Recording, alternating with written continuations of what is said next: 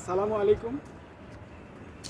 চলছে রমজান মাস, আর এই রমজান মাসে সুস্থ থাকার প্রয়াসটা কিন্তু আপনার কাছে।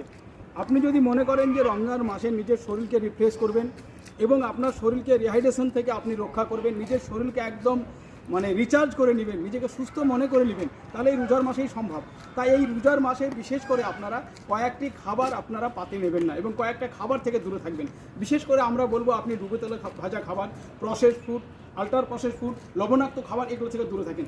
বেশি বেশি খান, শশা খান, তরমুজ খান, আপনি খেজুর খান, আঙুর খান, অর্থাৎ আপনার প্রয়োজনীয় বিট, গাজর, এই সমস্ত অল্প দামের যে সমস্ত সিজনিয়াল খাবার, অর্থাৎ মৌসুমি যে সমস্ত খাবার, সেগুলো বেশি বেশি খান। কেননা নিজের শরীরকে সুস্থ রাখার জন্য আপনাকে কয়েকটা খাবার এখনই অপরিহার্য একদম বাদ দিতে হবে।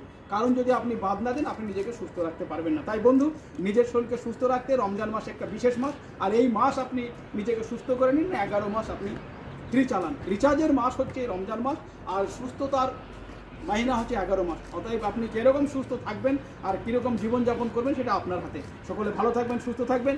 পরের একটা সুন্দর ভিডিও নিয়ে আবার দেখা হবে। ধন্যবাদ।